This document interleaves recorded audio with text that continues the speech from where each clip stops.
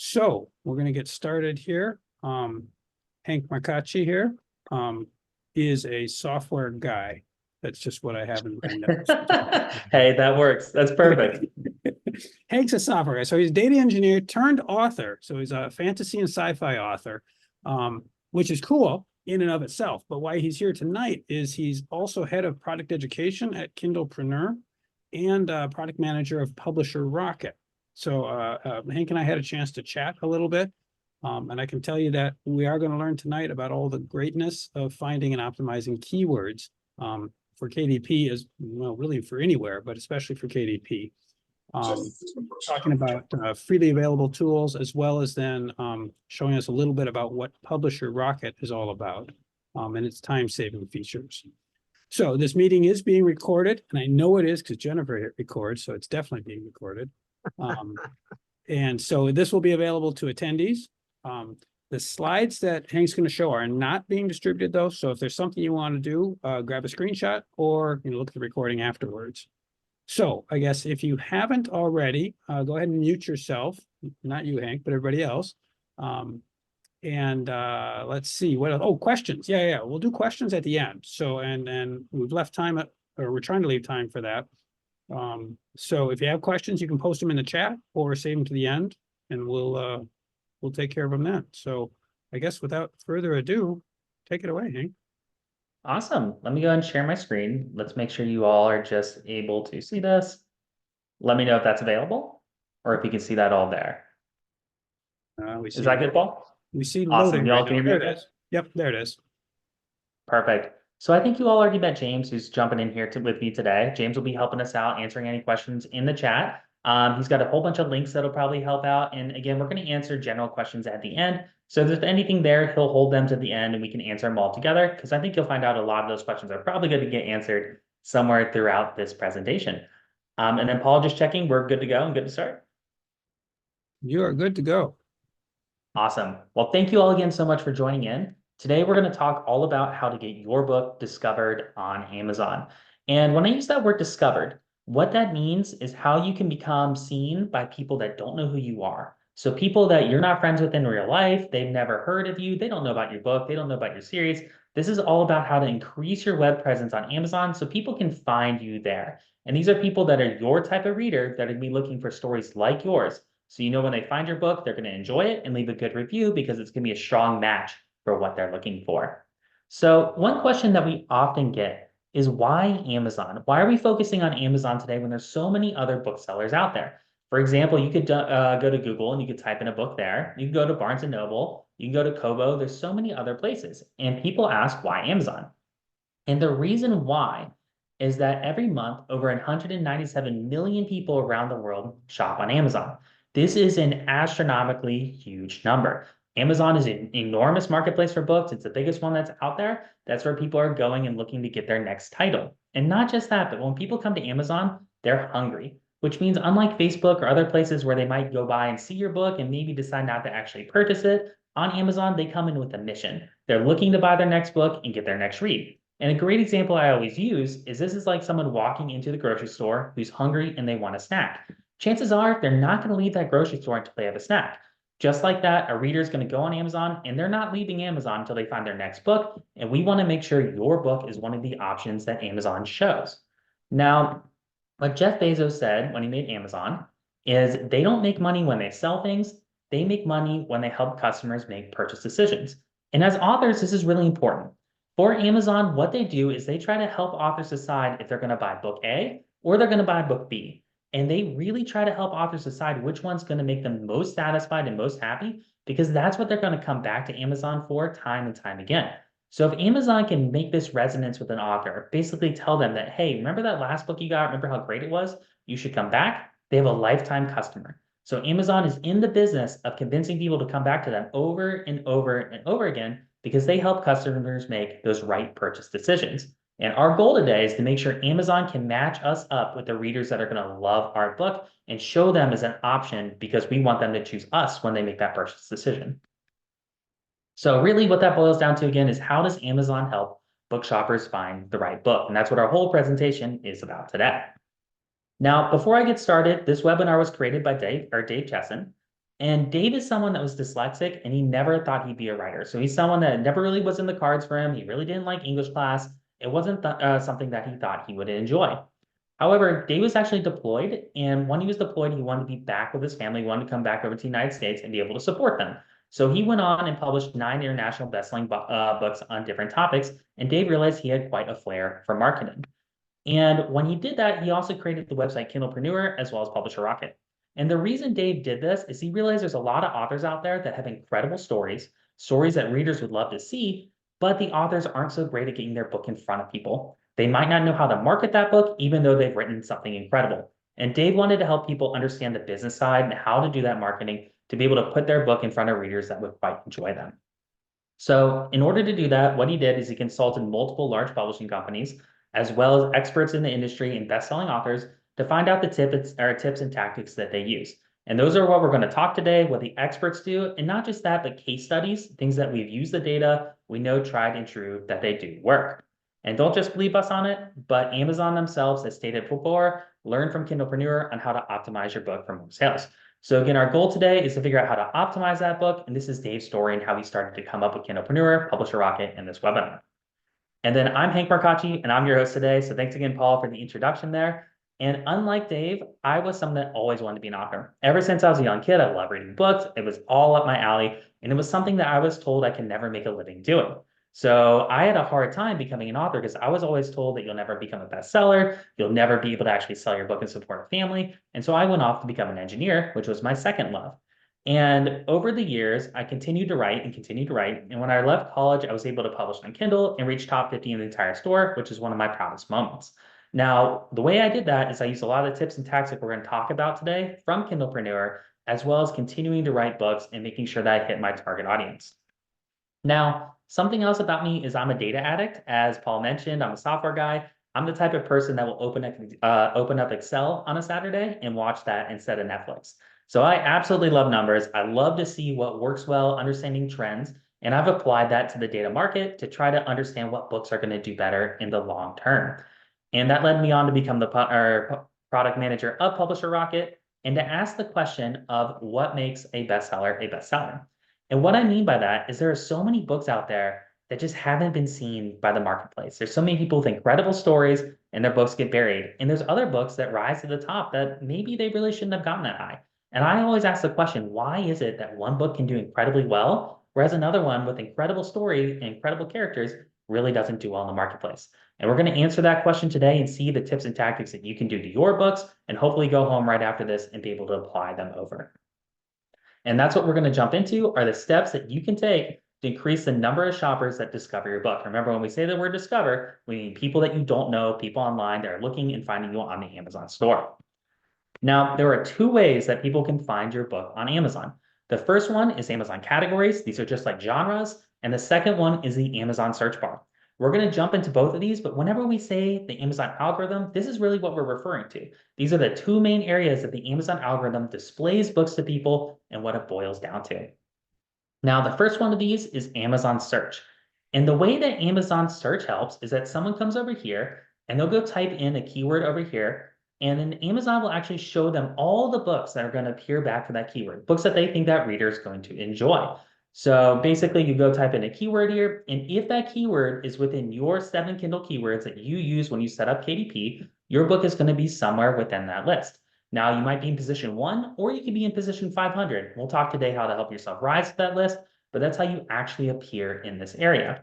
And the reason that this is important is that 66% of book shoppers begin looking for their book through this Amazon search bar. So almost all books found on Amazon are searched for through this search bar.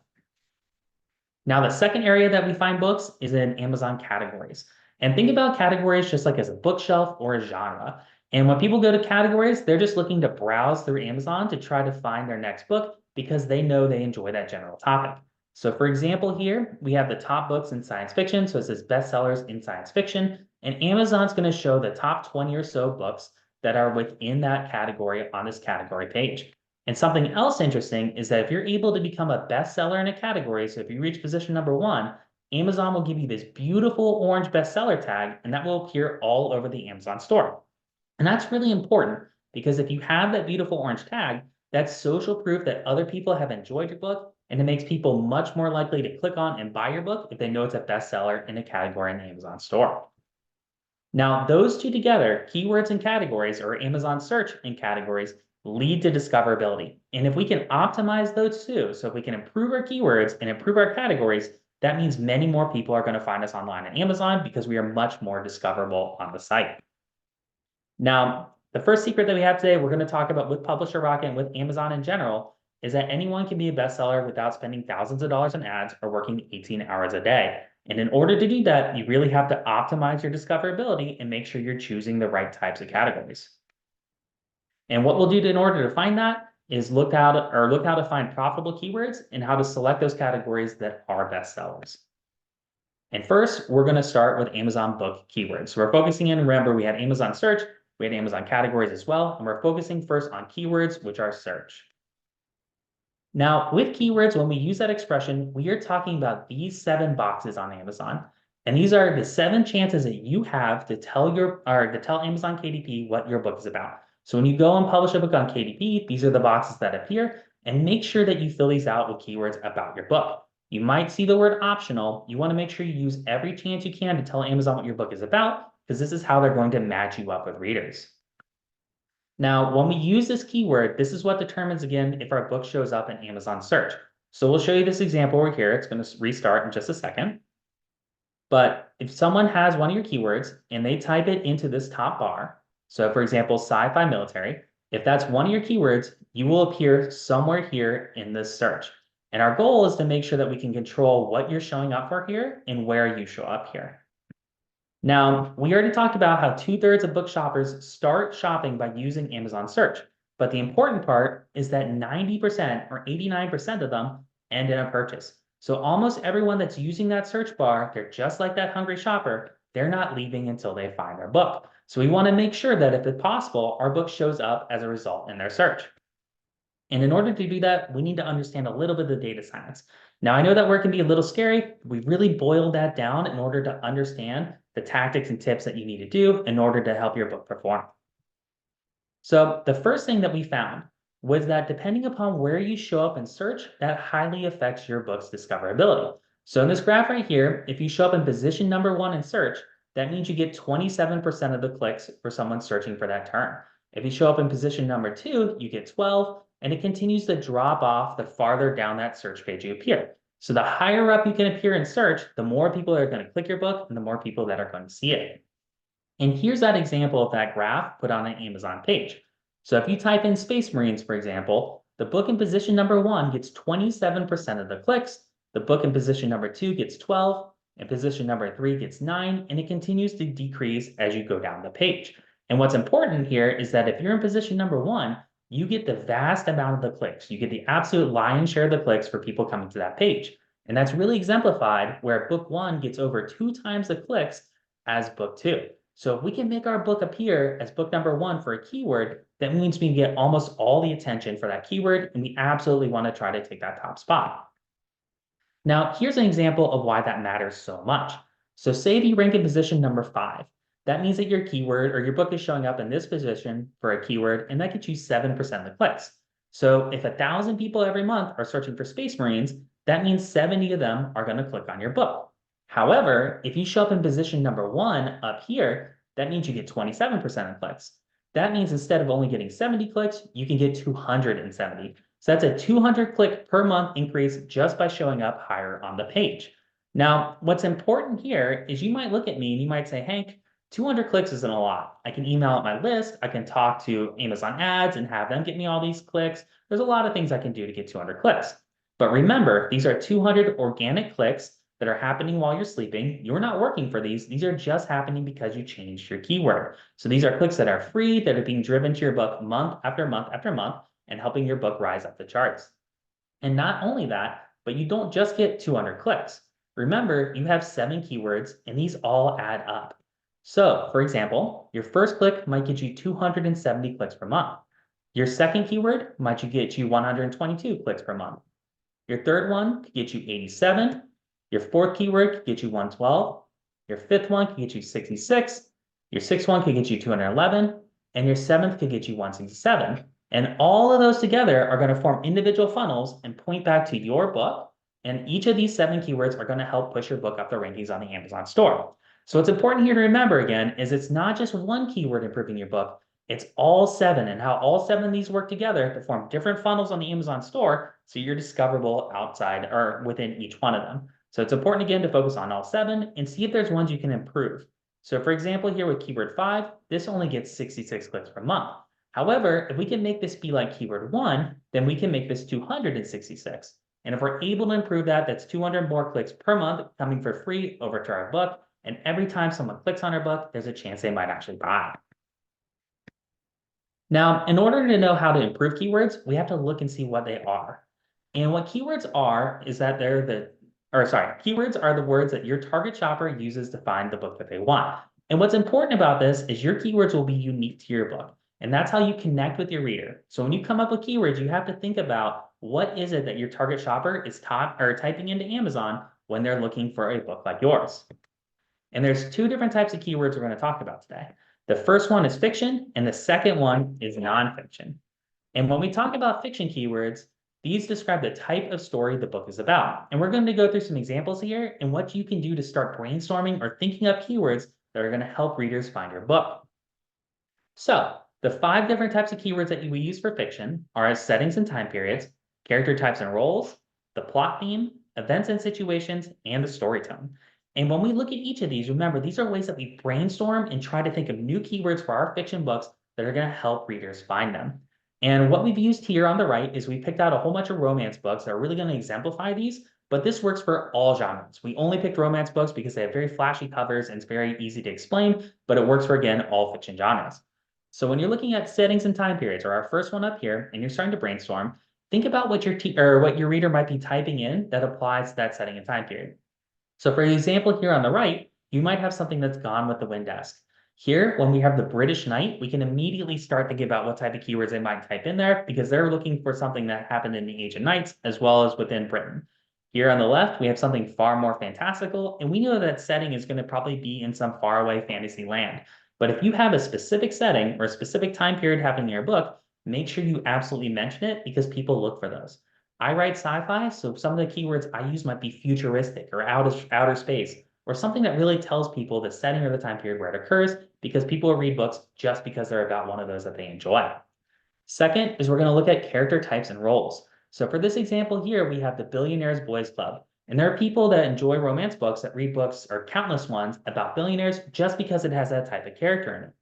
Over here on the right, we have something that's probably more like a family man romance. And right here in the middle, we have a huge hunk on the cover, and we know what type of romance that would be as well. But if you have a specific type of character within your books, make sure you call them out because that's something that readers are going to type in and they're going to want to read about. And a lot of people will read hundreds of books about the same type of character. Next, we have the plot theme. And when we think about a plot theme, we're really trying to tell the reader what that main plot of the book is about and when and where they might like to enjoy reading it. So for example, we have the summer house here, which is a getaway romance. And if you think about when someone might enjoy reading the getaway romance, it's probably when they're hopping on the plane, when they're about to go to the beach, and they're looking for romances that they're going to read on the beach, for example. So if you're looking for a romance like that, you definitely want to include the words getaway romance or vacation romance or someone that tells them really what that book is about.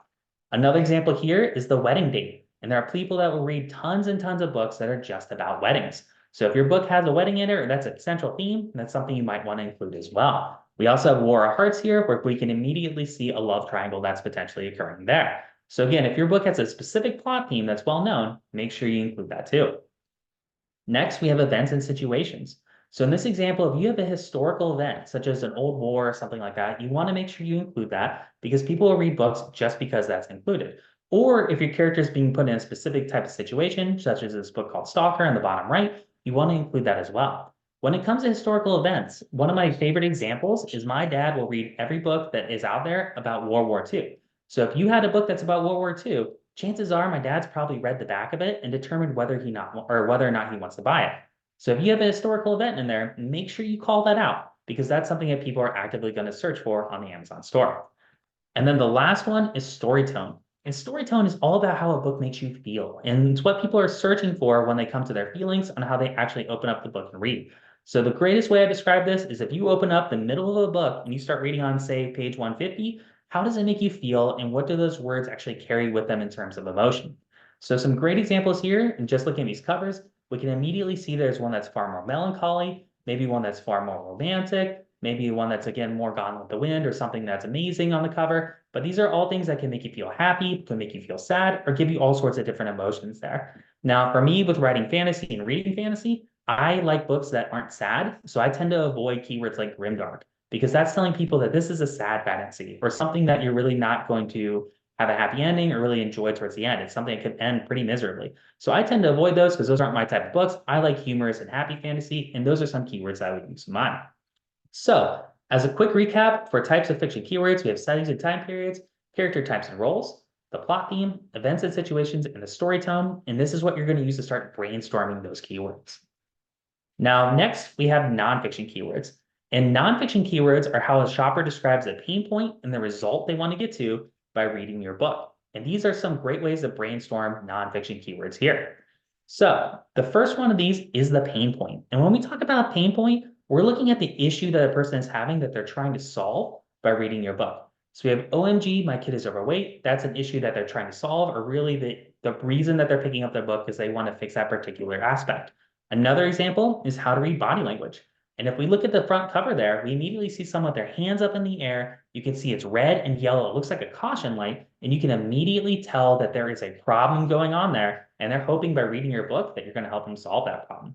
On the far right, we have an extreme example, which is how to not die alone. And you can immediately tell that's a huge pain point that someone might have that they're trying to resolve by reading your book. So again, the first one is the pain point or the issue that someone has that they hope to fix by reading your book.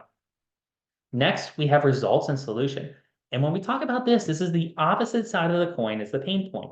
Instead of looking at the issue that they have in life, people are reading your book because they want to fix that issue. And this is showing them the benefit or the bright side of when they fix the issue. So instead of, OMG, my kid is overweight, we focus upon instant weight loss. So we focus upon weight loss or the benefit there. In addition, we also have profit first, or I will teach you to be rich.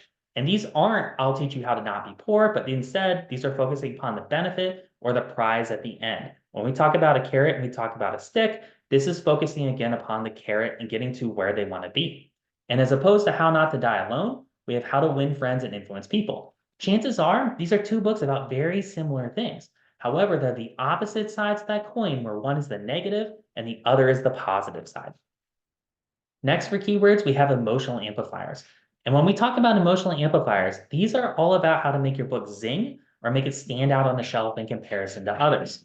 So for example here, we have speed reading, how to read a book in 1 hour. And this is something that's really going to stand out to people because it's a zinger. It's something that makes them pop out on the shelf because you're talking about reading a book in 1 hour, and that's something that people really can't ignore. Another example here is not just how to write, but how to write fast. And we can tell that fast word is really emphasized and something that's going to make it pop and stand out on the shelf. And the last example here is, if you look here, you can see this number 13 on the front of the book that's emphasized.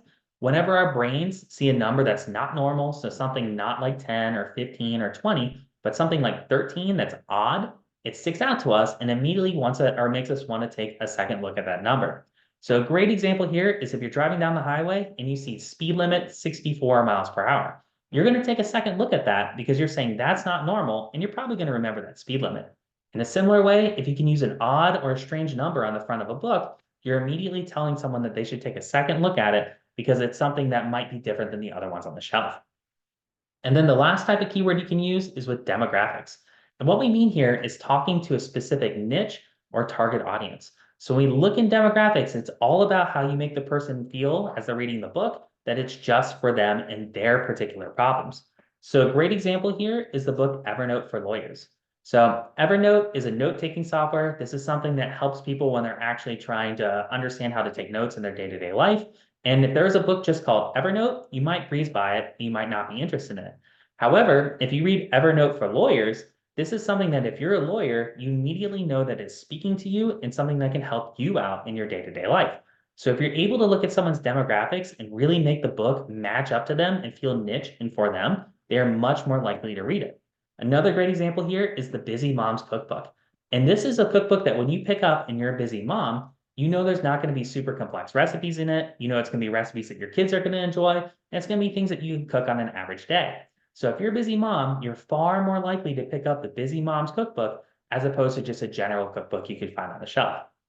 So as a quick recap for nonfiction keywords, we have the pain point, the results and solution, emotional amplifiers, and the demographics.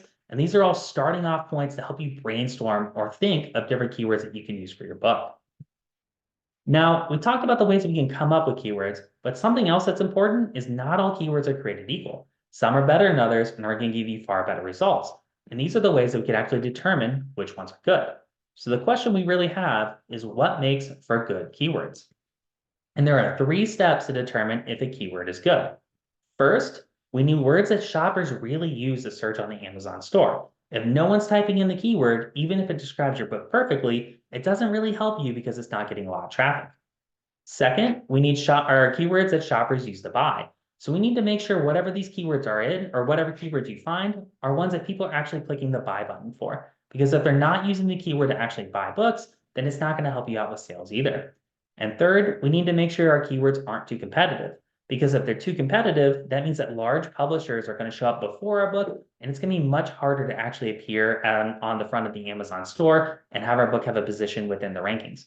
Because remember, our goal is to show up for keywords in position number 1, and if a keyword's too competitive and a large author is using it, chances are Amazon is going to choose them over us for that specific keyword. So to jump into these, let's start off with step 1. So in order to know if people are actively searching for a keyword, we can start typing it into the search bar of the Amazon store. And if we see Amazon auto-filling in keywords for us, we automatically know that hundreds of people have searched for this keyword before. So if you start typing in a keyword here and Amazon recommends it, that means that it's a popular keyword that other people use. And a trick here that you can do is if you slightly change a keyword, such as adding letter S here, you'll see they all change. And you can use those as keywords that you can come up with or ideas for the future that you can include in your book because you know people have searched for them in the past. Second, we need to make sure people actually use these keywords to buy. And the way that we can do that is we can type in the keyword and we can click on the top couple books and we can look in and see the Amazon bestseller rank on books. Now, this Amazon bestseller rank is deep down on the Amazon page for a specific book in the description section, and it'll tell you how many sales per day that book is making. And the way to calculate that is you just take this Amazon bestseller rank and you put it in the Kindlepreneur bestseller calculator, which you can find online, and it'll tell you how many sales per day that book is making. So again, if you want to find out how many sales per day any book on the Amazon store is making, just go click on that book, find this Amazon bestseller rank, and enter it in the Kindlepreneur bestseller calculator, and they'll tell you how many sales per day it's making. And then third, we need to make sure our keywords aren't too competitive. And some ways to consider to understand how competitive a keyword is to ask yourself these questions. First, are the books that are showing up for that keyword written by a famous author? Because if they have a famous author, chances are we're not going to appear because Amazon's going to choose that famous author. We also want to see the quality of the books. So if the books that are appearing for the keyword have a beautiful cover or thousands and thousands of 5-star reviews or a book description that's so incredible that you want to read it yourself, that means that chances are you're going to have a really hard time ranking for that keyword because people are already loving the books that are showing up near the top. Next, we should also look at the age of the book. So if it's brand new, it might be hard to appear for it, as well as if the keyword's being used in the title of another book, because that really means that they've already claimed it. And then the last things you want to look at is the skills of the author themselves. And you want to see if the author has a blog or if they have a huge knowledge of marketing skills or if they're running a lot of ads.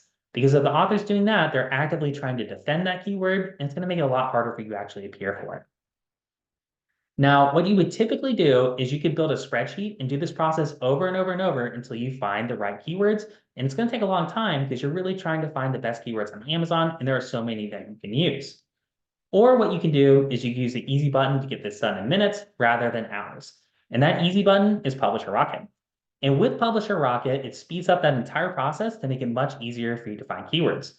So in this example, you click on keyword search and you search for a keyword such as fantasy, and it's going to show you all the different keywords that you could potentially use that are related to fantasy. It's also going to show you an estimate of how many searches per month appear on Amazon for them, as well as how much each of those books are earning on Amazon and how competitive they are. And in this example, a competition score ranges from 1 to 100, where if it's a 1, it's extremely easy to rank for that keyword, but if it's 100, it's extremely hard to rank for a keyword. So again, with Publisher Rocket, instead of doing all that research, it just does it for you there, where you can see the amount of earnings a book is making, the searches per month, as well as tons of great ideas that you can use for your keywords as well. Now, what we're going to do is go through a couple examples that we've generated up using Publisher Rocket. Again, you could do this by hand, but this is just a way that we can look at keywords and understand how different ones can have drastically different effects than each other when it comes to sales. So for example, here, we're looking at several different keyword phrases all about parenting. And you can see that each of these have very different results when we look at searches per month, as well as earnings, as well as competition.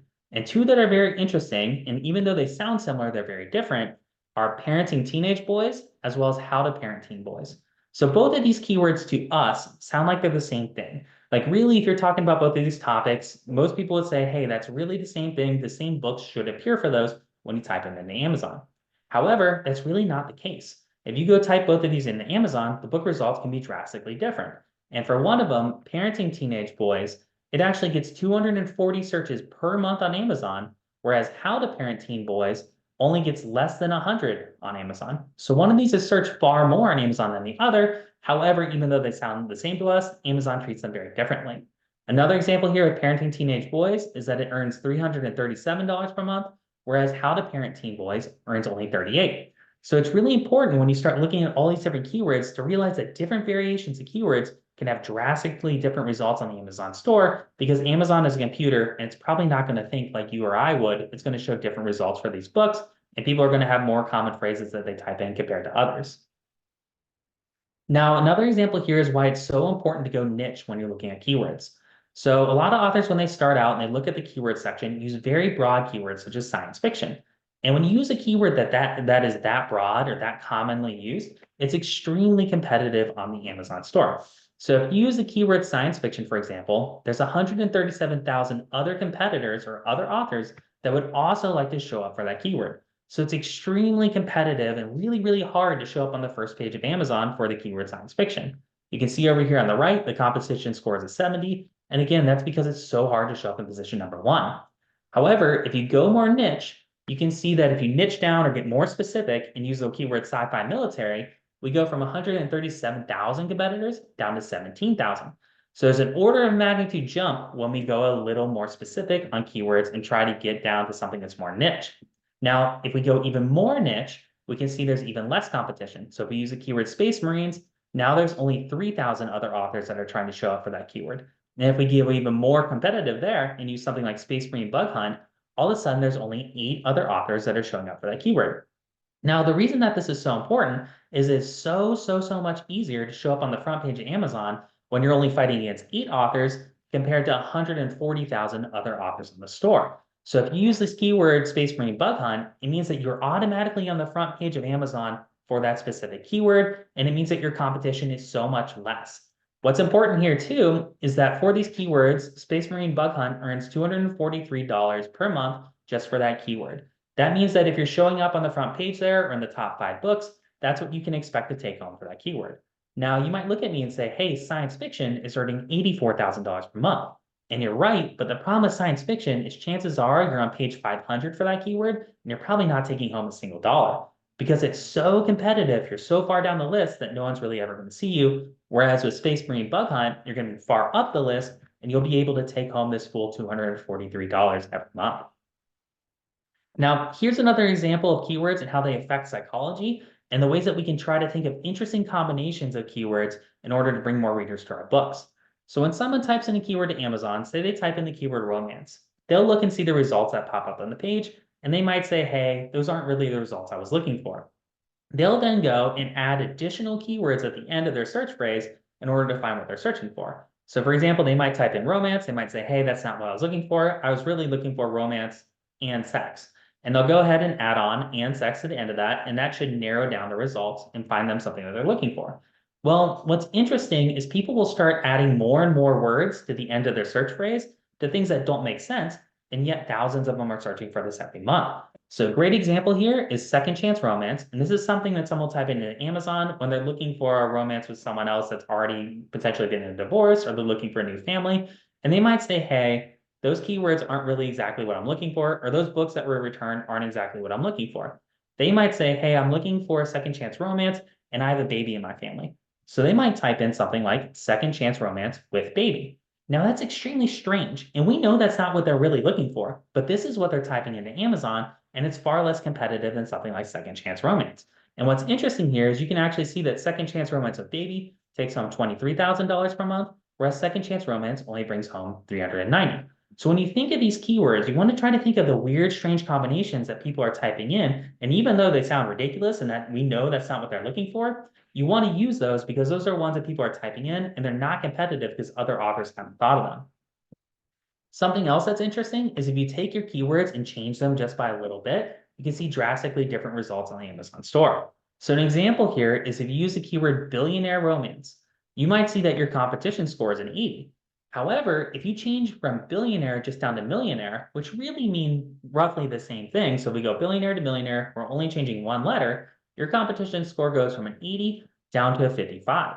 So just by changing one letter, we can make ourselves far more competitive on the Amazon store, and we can show up more often for that keyword. Another example is if you add additional words in to make your keyword more niche, that can help you on the Amazon store as well. So we look at alpha male romance and add the word possessive to it, we can see it drops 10 points on the competition score because you're getting more niche. Now, something to remember here is that if you go too niche or something that people aren't searching for, you don't want to use that keyword because it's not going to help you out in the store. So the example here, rich man romance, that's not really something types in. So if you see that and type that in and you see less than 100, you want to avoid that because no one's really looking for that keyword. So you got to make sure again that the searches per month are greater than 100 when you're typing in different variations. Now, here's two examples of keywords that were manually searched, as well as ones that were done with Publisher Rocket. So if you look at these manual ones, you can go through and you can find the popular keywords. You can also see their earnings per month. In this example here, I would choose the keyword pandemic because I can see that it's earning over $10,000 per month. However, with Publisher Rocket, you're able to see the keyword, the searches per month, the earnings, and the competition score. And when you do this, you use a keyword like pandemic, you can immediately see that even though it's earning that much per month, it has one of the most competitive competition scores out there. So this is a great example of a keyword that you need to make sure you do your homework on if you're doing this manually and check all your competition. Because if you're using something like pandemic, the competition is so high that chances are you're going to show up way down on the list on the Amazon store, and that's not going to help your sales. So if you're using Publisher Rocket, I'd recommend finding something that has high number of searches, high number of earnings, as well as a low competition score. And if you're doing it manually, those are what you're going to get, and if you're doing it manually, that's also what you're going to want to go after. Now, just as a recap, there are 3 different ways to get your keywords. The first of those is you can guess. And I really don't recommend guessing because just like we saw in all those examples, it's hard to determine what will do well and won't do well in the Amazon store. Second, you can absolutely do this manually. So looking at all the steps we took today, this is something that you can go through and you can manually try to find these keywords. Just make sure, again, you really check the competition and make sure that you're checking the sales as well as the number of searches that someone's getting. And third is you can also use Publish Rocket. It's just the easy button to do it way faster, even though you can do it all from the manual side. So again, those are the 3 ways to get your keywords. Please don't guess. Either use manual or Publish or Rocket, one of those 2, and you should be all right in order to drive more traffic to your book. Now, that concludes the keyword section of this webinar. We're going to jump over to categories because remember, keywords plus categories drive your discoverability. And we're going to look at the data science behind categories as well. Now, when we talk about Amazon categories, this is where we're focusing in on that category page of Publisher Rocket. And this is, or not Publisher Rocket, sorry. We're focusing on the category page of Amazon. And this is just like a bookshelf where people are going through and they're looking at all the different books that appear in the store and trying to determine which ones they want to read because they might be a bestseller or they might be in a category they quite enjoy, such as science fiction. And if you show up in number or position number 1, remember you get that bestseller tag by your book, and this tells other people they might want to read your book because it's the bestseller in the category. Now, we have to consider on Amazon how to find the bestseller categories that are going to help sell our book. Because there's certain categories that really don't help you sell your book, and there's other ones that are going to give you far more exposure on the Amazon store. And this has changed a good bit in the last couple of years. So if there's anyone here that has published, 2-3 years ago, you'll remember that Amazon had a very different system in the past. So we're going to review the old system real quick, and then we're going to show you how it changed and recently became very different than what they used to do in the past. And what Amazon used to do is they would give you a list of what are called buy stacks. And these are the type of categories that bookstores historically would use in order to put books on shelves. So they would go through and they give you a list, and there's 4,700 of these that you could choose. And they would let you actually pick 2 of them out on the Amazon store. And then you could actually go and email Amazon later on and ask to get added to additional categories. And the way that this used to work is Amazon used to have all these hidden categories that authors couldn't find, and the only way to get in them was to request them through an Amazon form that you could find on their site.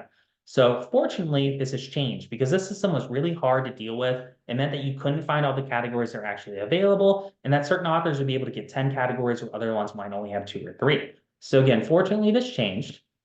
And what they did now is they created a new category system that lets you see all the different categories on the Amazon store. So you can come into KDP, you can select your categories, drill all the way down, and pick out which type of subcategory you want, and your book will appear within there. And that maps over to the Amazon store. So if there's a category in the Amazon store, most likely it's available in this category section as well. Now, there are some caveats here, or some issues. One is that you can only choose 3 categories. So in the past, you could get your book in up to 10 categories. Now Amazon is limiting you, so you can only choose 3 of their categories that are available in this picker. And then second is Amazon doesn't have to accept what you tell them. Amazon can say, hey, I know you chose these 3 categories, but we don't think your book really belongs in them. And because of that, they can take your book and they can move it out of those categories, or they can take your book and they can put it into different categories that they believe your book belongs into. So just bear in mind, just because Amazon is letting you pick the ones here, doesn't mean you're guaranteed to actually show up in them. Now, that seems pretty simple nowadays. You can just pick the categories that you want, and Amazon will put you in them on the store. However, there are 2 major pitfalls that are actually occurring because of this. And the first pitfall is that 54% of all the categories listed are duplicates of each other.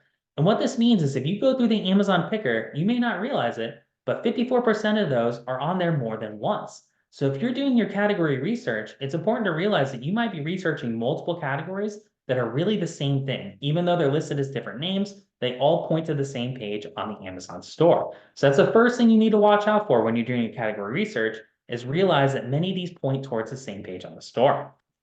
And then the second pitfall, and this one's more dangerous, is that 27% of categories are ghost categories. And many of you probably haven't heard about ghost categories, but these are categories that Amazon doesn't even show on the store. So they'll let you select your book and put them in a category, but they don't even appear on the Amazon store. There's no shelf for them to actually be on, and there's just a blank page where they should be. So when you're selecting your books, you want to make sure you avoid these ghost categories, because it's like putting your book on a shelf and then putting it outside the store, because readers actually can't even find them within the Amazon store. So with ghost categories, not only do ghost categories get placed in category pages that can't be found by shoppers, you also can't become a bestseller in them because they really don't exist. So they are, again, this weird category that doesn't actually exist on Amazon. However, Amazon will let you put your books on them on the Amazon store, and they just don't show them to customers. So really, you should try to avoid these because they can be really bad for your discoverability. Now, what that means again is that there's a 24% chance or 1 1/4 chance of selecting a ghost unless you know to watch out for them. And the way that you can tell if you're in a ghost category is if you click on the category and you see that there's no bestseller and there's no category string on the left, that means that you're in a ghost category and it doesn't actually appear on the Amazon store. Unfortunately, there's no real manual way to find out all the ghost categories. It's something you have to go and check one by one, but you can tell if you're in one, again, if you just click on the actual link of the category, and it takes you a page that doesn't look like any of the other category pages on Amazon. And those are blank pages again, readers can't find, and they can't actually access on the Amazon store. Now that we know about the pitfalls or the areas that we need to avoid, we need to go and look how to find your actual best categories where you can appear on Amazon. And remember, in order to become an Amazon bestseller, all you have to do is sell more books in one day than any other books within that category. So some examples here is if you have 2 categories that fit your book really well. And remember, these are books that, you could choose, or these are categories that you could choose either one for your book. You want to make sure you find the one that has the least amount of sales in it, because it's going to help your book appear closer to the top. So for example, if you're picking between 2 categories and they both fit your book strongly, and category 1 only takes 3 sales to reach bestseller, and category 2 takes 247 sales to become bestseller, you want to put your book in category 1 because that means it's much easier to show up near the top where people can actually find you. And if you go to category 2, which is probably a much larger category with much more competition, you're going to show up much farther down the page, and it means your book's going to be hidden by bestsellers or other large publishers or other large authors as well. So again, if you're going through this, you want to make sure you avoid category 2 since it's so large. Now, in order to do that, we need to be able to find the best-selling categories or the niche ones that are going to fit our books well. So we need to make sure we can go in here to find our best-selling categories. And there are 3 steps that we can use in order to find these categories. First is we want to look at the categories of other books like our own. And we want to make sure that we can go through those and look for ones that might fit our books too. Second is we want to find the ABSR, the #1 best-selling book in those categories, and put that in the Kindle calculator, because that's what's going to show us if our book can actually reach that position and how many sales it takes per day to become a bestseller in that category. And then third is you want to repeat that over and over until you find 3 categories that work for you. Because remember, you can now only choose 3 categories on the Amazon store, and you want to make sure you don't waste any. So the first step is we want to find the categories of other books. And the ways that you can find that is if you go on Amazon and click a book just like your own, you can scroll down into the description section, and you can actually find the different categories that other books are in. So if this is a book like yours, you scroll all the way down into the product details, and you can see these are the other categories that that book is in. If you click on one of these categories, you can then be taken to the category page for that book. Or sorry, if you click on one of those categories, you can then go on over to the category page. Now, once you go on the category page, find the #1 bestseller on that page and click on it, and you can see their ABSR ranking within that category page. And what this will do is you can take this ABSR, you can put it in the Kindle bestseller calculator, and that will tell you how many sales per day it takes to reach #1 within a category. So again, go to the category that you're curious about, find the book in position #1, take that ABSR, and then you can find out how many sales per day it takes to reach #1. Now, once you understand how many sales per day it takes to reach #1, make a list of all these different categories, and you can pick from them to determine which ones are best for your book. Now, what's interesting about Amazon is that there's so many different categories on Amazon that chances are you might find 10 of them that really fit your book well. And you want to make sure you go through those 10 and determine which ones are the absolute best for your book. So in this example here, we have all these different categories that might fit a business and money book, and we can see the number of sales per day it takes to actually reach bestseller. And in this example, we'll show you the difference between finding a category that's niche and fits your book with a low amount of sales, or one that's more broad with a high amount of sales. So for example, if you put your book into language instruction miscellaneous, or if you're trying to put your book into foreign language study reference, and both of those fit your book well, then you want to make sure you review the number of sales it takes to get to #1 and choose the one that has less. So if you look at these 2 examples again, these are very similar categories. In your book, chances are go in one or the other without any trouble. However, with language instruction miscellaneous, it only takes 13 sales per day to reach bestseller, whereas foreign language study and reference takes 386 sales per day to become bestseller. That means it's so much easier to become a bestseller if you put your book within language instruction miscellaneous than if you put your book into foreign language study and reference. Now, with Publisher Rocket, you can find all this information much faster than trying to crawl through the Amazon store and find out. So again, you can do this manually, but with Rocket, you're able to go through much faster and get this with the click of the mouse. And within Rocket, what you can do is you can go to the category section, and you can find all these parent categories here that you can select. And if you click on one of these, then you can look at all the individual child categories that show up on the Amazon store. And the benefit here is you can see the sales it takes to get to #1 if you want to become a bestseller. You can see the sales it takes to get to #10, which means you're going to show up somewhere on that bestseller page. And you can also find other information such as the % of large publishers in there and the % of Kindle Unlimited in there. Benefit here as well is you can find all those hard to find categories that may be buried deep on the Amazon store. Now, something else that's interesting is we've gone ahead and we've tagged and we've shown you which categories are duplicates as well as which categories are ghosts. And the goal there is it helps you be able to avoid those because remember, we really don't want to put our book in a ghost category where it might not be able to be found by readers. Now, when you're able to know which categories are duplicates and ghosts, you won't waste any of your 3 choices. Because remember, you only get 3 of these choices. You want to make sure that you don't put one in that's not going to help your book become more discoverable or in a category where you can't actually become a bestseller. So again, check all 3 of your categories, even if you don't have Publisher Rocket, and just make sure none of them are ghosts, because if they are a ghost, it means that you're not being found for that category in the Amazon store. Now, as a recap, there are 3 different ways to get your categories. The first way is you can guess. And just like keywords, we really don't want to guess here because if we do that, we really don't know what's best, and that's probably not going to help our book. Second, we can use our manual research. And if we use manual research, we can find those niche categories that fit our book well and are able to help them shine on the Amazon store where people can actually see them towards the top. And third is you can use Publisher Rocket just to make this process faster and easier. So you can go through and save time when you really should be writing or trying to find new books that you want to create, as opposed to being online marketing all day. Now, at the end here, you're probably wondering how you can get your hands on Publisher Rocket. And this is something that is available for sale online. We do have it for $97 for unlimited access. That helps you find keywords fast, find categories, develop Amazon ad keywords, and also see how well your competition is doing. You can also find trends on the store to understand how you might better take advantage of those. And with Publisher Rocket, what's important about it is if it helps you sell 48 more books in your entire author life, it pays for yourself. Or if you value your time at $20 an hour and you just spend 5 more hours of time in your entire author life writing, then it pays for itself as well. So again, remember, Publisher Rocket is a tool, a research tool that should help you out and pay for itself over time. Now, today, as a thanks for coming to this webinar, we are offering Dave's Keywords and Categories course for free.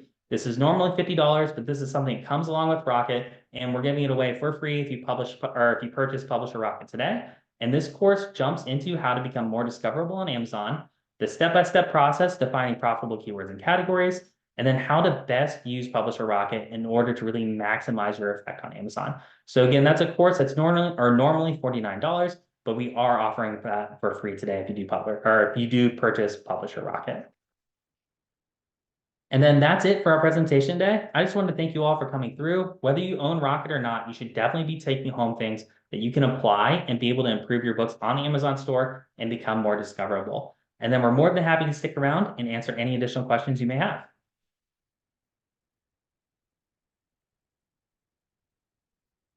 And then I'll start going through the chat to see which ones we have, and feel free to ask additional ones. And Paul, I didn't know if you want to take the camera back or what's the best way to change over here.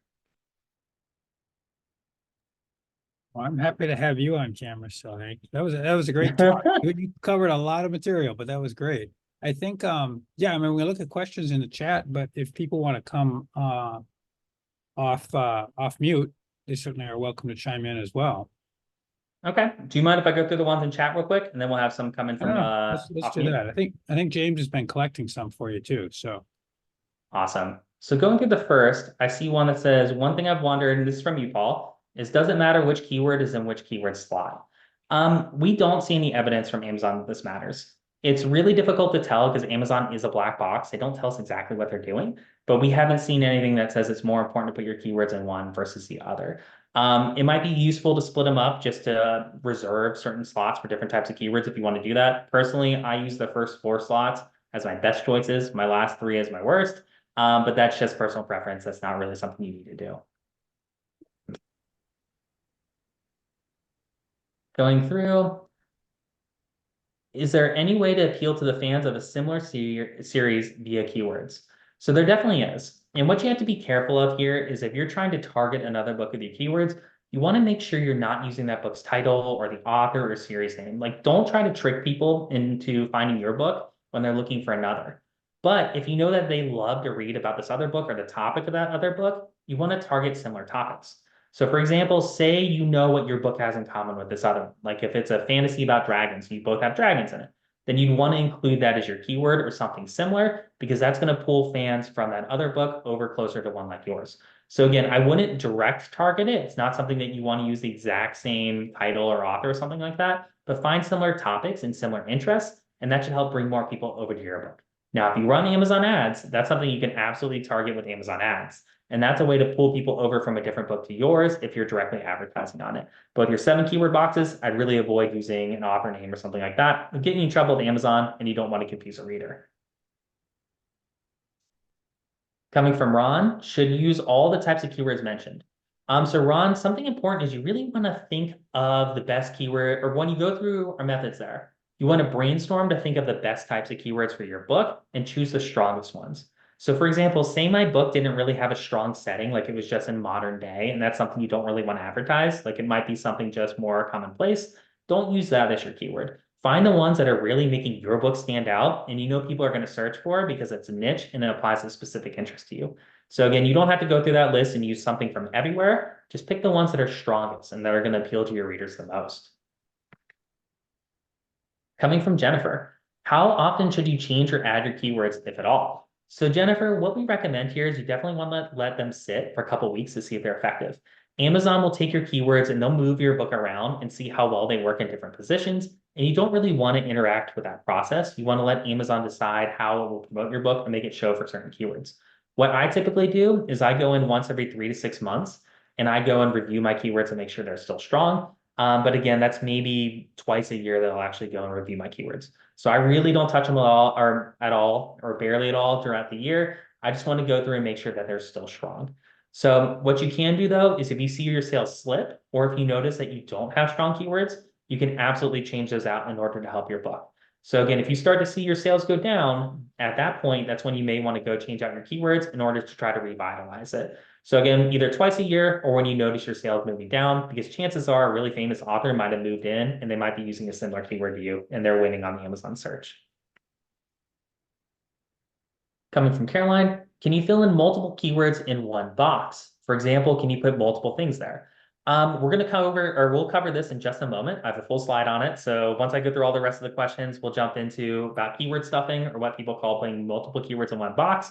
There is a tactic here. We have a great article online on Kindlepreneur, as well as a YouTube video on it, but we'll cover that in just a second because we have a good slide there. Up, and it looks like James put the article in there as well. I highly recommend reading that because it'll really help out, and we'll go over that in just a second. Coming in from Heather, is this about recommendations on how to title your book or the keywords? So one thing that's important, Heather, is that you can use keywords in your title.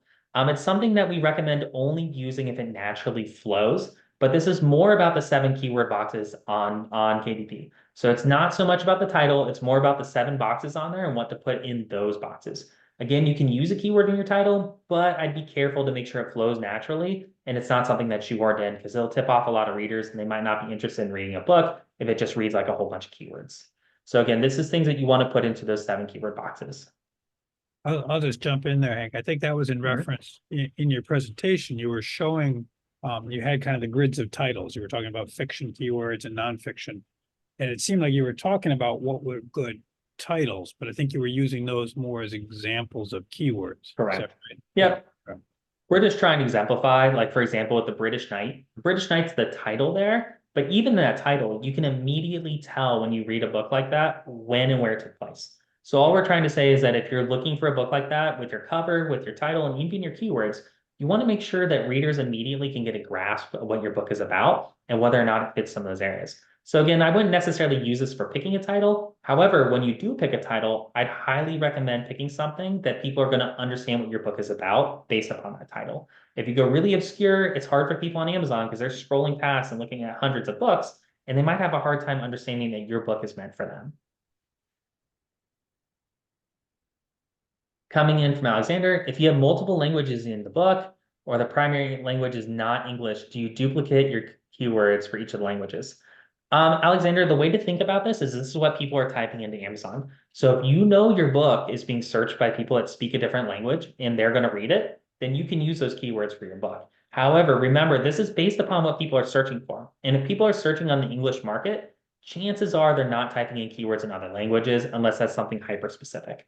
So if you do have multiple languages in your book, just think about what people are actually typing into Amazon to search for it. And I recommend using those. We do see some Spanish keywords appear on the Amazon market, and that's something you can look through on Publisher Rocket as well. But remember, this is all about the USA market. Now, if you put your book on the Spanish market, that's a different scenario, and I recommend using Spanish keywords for that.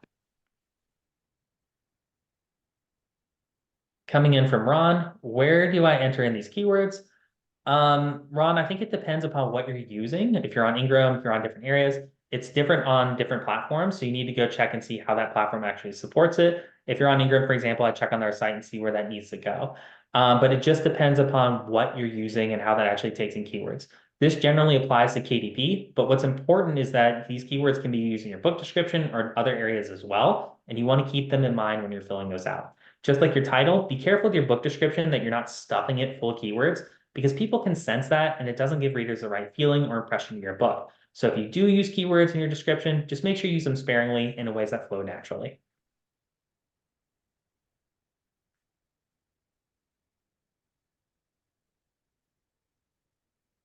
Going through and looking at additional items.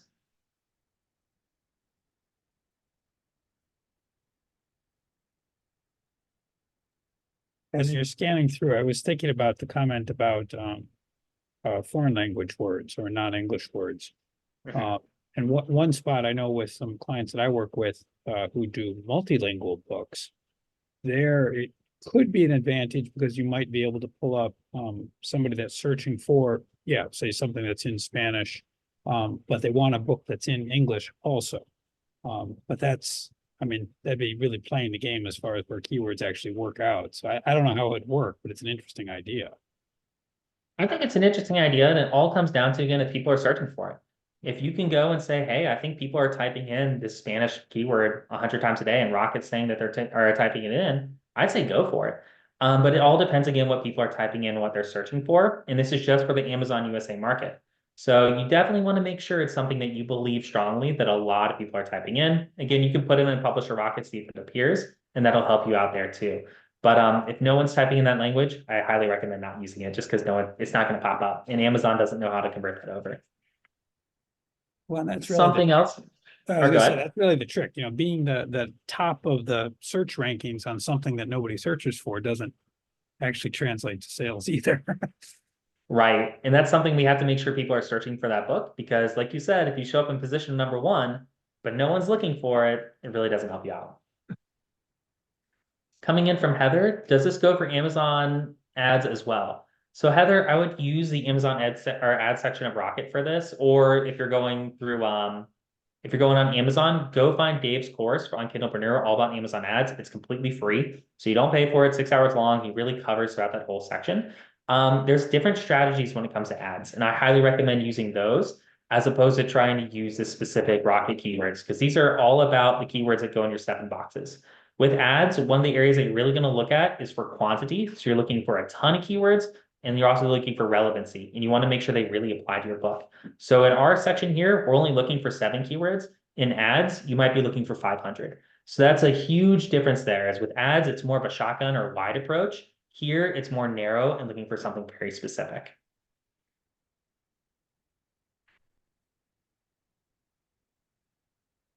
Going through for additional questions.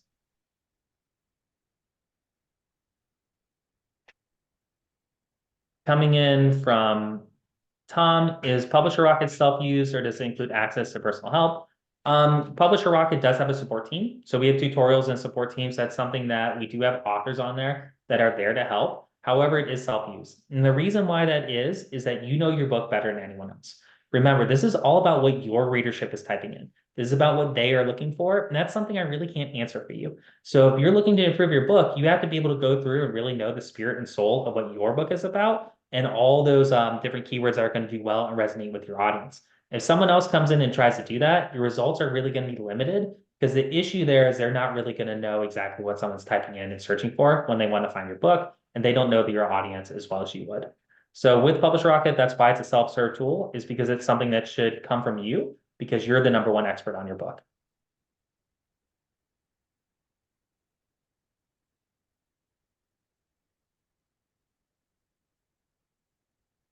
Going through some additional ones.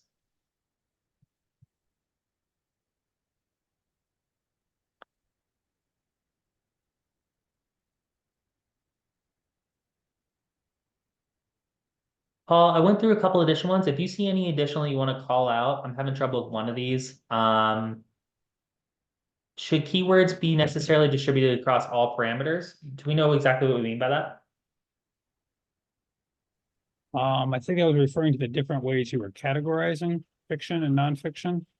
Like, so Well, you even within fiction and nonfiction, there was, you mentioned several different parameters to look at. I would pick the strongest. So whatever resonates strongest with your book, I definitely wouldn't go and choose them all. So figure out which ones are strongest to fit you. So for example, when we looked at the different books, like one of them is How to Not Die Alone. In that example, they're not using positive keywords. They're focusing upon the negative. Or How to Win Friends and Influence People. They're focusing on the positive on that one. So it's definitely something where you don't need to include something from all of them. You just want to use those as inspiration to draw forth and figure out where you want to actually create your keywords. And I know there's a question up top about keyword stuffing, so I'm going to jump over there. And this is actually what we recommend with how you should fill out your keyword boxes and whether or not you should use multiple keywords in a box. So what we found out here is that the more keywords you put into a box, the more diluted the power of those keywords. So if you go in and you put 5 or 6 keywords in a box, that means that you're going to show up for all those keywords. However, you're not going to rank very well for them. It's something where you won't come towards the top. You'll probably be much farther towards the bottom, but you'll show up in more places. So there's this balance between how specific you want to be and then also having a wide variety of keywords so you show up in more areas. So what we recommend is that you find 3 keywords that are extremely strong match. So these are the ones that are 1 to 2 words or short phrase, and that's what you'll fill in for your first 3. And again, it doesn't really matter if it's your first 3. We're just using this as an example here, but 3 boxes, put those for your high match, your best value, the ones that you know are going to make you the most sales. And then choose 2 additional boxes here for what we'll call niche terms and phrases. And those are the ones where you can have more of that shotgun approach. Like you put much more keywords in there, I'd say 5 or 10 in those, because those are ones maybe they're super competitive or maybe you don't really think you're going to quite show up for them in particular, but they're ones that are still going to help you and you know people are looking for them. So you want to fill those boxes with those because those will at least help you show up for those. And then the last 2 boxes you want to use for category relevant keywords. And what I mean by that is if you remember, we talked about how Amazon can choose to pull your book out of a category if it thinks it doesn't belong. You want to make sure Amazon knows that your book strongly belongs in the category that you choose. And sometimes their AI and systems can get a little confused. So we recommend using 2 of those boxes to really reinforce to Amazon that your book belongs in the category that you've chosen. In addition here is if you're targeting to add a 4th category, sometimes Amazon will add your book to those categories if it really resonates. So if you know a category that you want to go after and add in addition, you can use those 2 boxes for that. Now, one quick warning here, and something that used to happen a lot years ago, but I don't see as much anymore, is make sure this is relevant to your book. If you're trying to get into an extra category, you're trying to convince Amazon to keep your book in a category, make sure it's true. Because if you have a scenario where it's not true or it's not something that your book really belongs, 1, you won't have happy readers, and 2nd, it's not really the most ethical thing to really be dishonest about where your book belongs in the store. So again, make sure that when you choose your categories, that these are niche ones that fit your book, that you are relevant there, because that's where the magic's going to happen. And it's not going to happen if you're just trying to get in a category because you notice it has really low sales and you want that bestseller tag. So again, make sure it is relevant to your book and it applies. Coming from Jude, if you enter a phrase for a keyword, should you put quotes around it on KDP? I would not put quotes or anything around it. Just put the keyword in. Don't put in quotations or anything like that or additional grammar punctuation. You can just drop the keyword there. Even if All it's right. even if it's a phrase. I wouldn't put quotes around it, no, because I think that's just going to confuse Amazon and they're going to try to match up the actual quotes, which you don't want. All right, Paul, I wanted to check to see if there's any additional questions or if anyone wants to ask them. I'm more than happy to stick around for a couple of minutes and answer additional ones, but I hope you all really enjoyed this and found ways that you can apply directly to your book. I mean, one of the things I recommend people doing here is once you finish here, if you're going to do that research, make sure you go through and apply it soon because it's knowledge that's fresh in your head. You probably know right now the best ones that you can go apply and which ones are most popular to readers. And hopefully you see a difference pretty quick popping up on the Amazon store. I guess mentioning the tool a little bit. So Publisher Rocket is it's an application you install or it's a web page you go to. How does it actually, I guess, work if you purchase it? Sure thing. So Publisher Rocket is an application. So you basically buy it online and then you download it on your computer. You can use it on Mac, you can use it on Windows, you can also use it on Chromebook. And because of that, it's just something that you download and you run it on your computer just like you run, for example, Microsoft Word. So you're basically able to buy it online. It's a one-time fee. So we don't believe in that subscription model for Publisher Rocket. We don't like charging authors year after year. So it's something you only pay once. And once you have it forever. And you basically get a license key that you type into Publisher Rocket, and then you can use it for further often after that. And then coming from Jude, how often is Publisher Rocket updated? So I'm actually in charge of Publisher Rocket updates. That's my main position there as I go in and I code it. And I would say every couple months it's updated. So typically we'll have an update maybe every 2 months or so. And it's quite often that we go through and update it. And what I mean by that, to rephrase, that is new features. So new things that we are bringing to Publisher Rocket, such as the historic category tracker or other things like that, that's how often those are updated. If you're talking about how often keywords are updated, those are instant. So when you type one in, that's automatic. It goes and looks on Amazon. If you're talking about categories, every 3 days, it fetches new information about categories. So again, when we're talking about the data, it's updated multiple times a week or instant, depending upon which area you're looking at. If you're talking about new features and things that we're really excited to be working on, because that's my favorite, that's every couple of months we have a new feature that comes out to help you as authors. Come from Colin. So happy you're using it. Hope you really enjoy it and you get a lot of use out of it. Coming from Nancy, if a category is a duplicate, do we just not use both? So Nancy, Amazon will actually prevent you from choosing a duplicate category, but it can be really frustrating when you're doing your research. So an example is the Revolutionary War is on Amazon 17 different times. So if you go and look for categories on Amazon, your book's about the Revolutionary War, it looks like there are 17 categories that you have to go through and choose and figure out which one's best for you. However, as soon as you click one, all the other ones disappear. So if you go through the time and do all your research on those 17, I mean, that's really important because that could be a couple hours of research that's lost. So it's important to know which ones are duplicates so you can avoid losing time on that research. So fortunately, they'll prevent you from choosing the same two. That's the benefit there.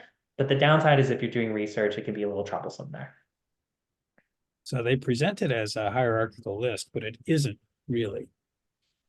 Basically, it starts off towards the top as a hierarchy, and the closer you get to the bottom, more spaghetti you get. So what we see is that, it looks very simple. And then if you start clicking through, you'll notice if you click one link, it'll jump you all the way to different categories somewhere else.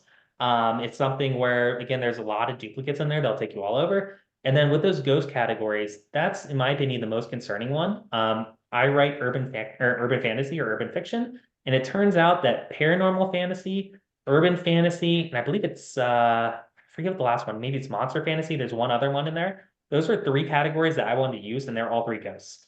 And that means that if I put my book in those three categories, they would be hopped up into the next most competitive category, and I probably wouldn't have been viewed at all. So it's one of those things that you want to watch out for those ghost categories because they're really common. And sometimes there are categories that you would think would be really popular. And if you put your book in them, it just means that you can immediately lose a lot of attention because your book just gets hopped up the chain into the next most competitive category, which is something we really want to avoid. So that's what I would avoid. Like if you're going categories, just make sure they're not a ghost. You can go through and click on them and find out if you have them on there, but you really just want to make sure you're not a ghost on there. Coming from Jude, is it possible to see what competitors are using for keywords? I wish. If we could figure out what competitors were using, I guarantee you I'd be researching that all day long. For a small period of time last year, there was actually a glitch on Amazon where on the Amazon app, if it's on your phone, you used to be able to see what your competitors were using. I believe they patched that. It might still be around. So if you want to check on the Amazon app, you scroll down the description, it used to be there. However, I'm pretty sure they patched that and got rid of it. That was the only way I knew in the past that you could tell, except for just typing in all the different keywords and phrases and seeing if you get lucky. But it was an interesting time when that was available because I know a lot of authors were looking at bestsellers and trying to figure out what they were doing. All right, Paul, I wanted to pause and see if there's any additional questions, but otherwise it's been wonderful. We really appreciate y'all having me. Hope you found some great different options that you can do for your book. And, as authors, always best of luck. I know we have a lot of awesome stories that are being told in this room, and I hope they're seen on the Amazon store and we find some awesome readers for it. Well, thank you, Hank, for this. I mean, it was fascinating. A deep dive into trying to understand this. And I think Publisher Rocket certainly looks like an interesting tool for helping out with that, trying to understand this. But at the same time, it seems there's no magic bullet. I mean, you still have to do research. You still have to figure this out and figure out where you fit. Absolutely. And I think I want to make sure that's clear. Like you said, there is no magic bullet. If there was a magic bullet, we'd all be, set on Amazon forever. It's something important to remember that Publisher Rocket is something that can help you out with your sales, but it's not something that is going to turn you like immediately into that best-selling author, right? There's a lot of effort, a lot of time, a lot of research, but it's one additional tool to have in your arsenal to help you out. Interesting. Yeah. Okay. All right. They can stop the screen share. Seems like we're good though, without any other questions. Yeah, this was really interesting. So your day to day, you actually are working in the code. Yes. So I do my two passions, I would say, are data and writing. And so it's a mix you don't see often. So it's wonderful that I got lucky and found Publisher Rocket because most people either write codes or write words, but most people don't do both. So I got lucky to find that. But I basically lead a team where we develop features, improvements there, and go through the code and help you all out there. And then I also, again, I've got my books that I quite enjoy writing as well. So I got lucky and I'm very fortunate I found a position that kind of combines both of those together. I guess that also begs the question. So are your books all bestsellers? Not all of them. My first, so that's something that's interesting is someone asked me, you know, how many books did your first or how many copies did your first book sell? Or sorry, how many copies did your first book sell? And this is I wrote it when I was in college, so around 2010 is when I finished writing it. And you said it And was it sold half a copy. Kindle What? only, Kindle only, right? Kindle only. Yeah. It sold half a copy because someone bought it and they returned it. And you can imagine how, you know, devastating that is to your first time author that you can see someone return your book. I mean, I was 23, 22 at the time, first book ever written. Here I am thinking, you know, maybe it'll take off and someone buys it and returns it. And that's a great story, I think, because it tells everyone that, you know, a lot of it is about getting to know your readers better, improving your craft, becoming better at it, you know, really understanding how you can write an awesome story that people will love to read and how you can market it. And back then, I really didn't know what I was doing. I really hadn't read a lot on Kindlepreneur or other blog sites about what to do. And it's fortunate because I don't think Kindlepreneur in 2010, I'm not sure if it was around back then yet or not, but having a resource like that helps. Because what you really should do is something called book validation, which I did not do. And that's where you go and find out if the book that you're writing is something that people are going to be interested in. And you try to determine if your goal is to sell copies. I mean, there's some people, you know, that do it just for art. And there's nothing wrong with that. You can absolutely write your heart out and your art and everything there. But if you're going through and you want to try to make a living out of it, it's really important to go through and try to figure out what people want to read. Because if you can crack that case, then when you publish a book, there's such a better chance that people are going to buy it because they're hungry and eager to find the next book like that. And chances are, usually because other people want to read it, it's something you probably enjoy too. So it's something you probably enjoy writing about. You just might not realize that that's where the market is. But to take you back to your first question, are all my books bestsellers? No, the first one, I don't think we can call that any stretch of the imagination a bestseller. But after that is when things got better.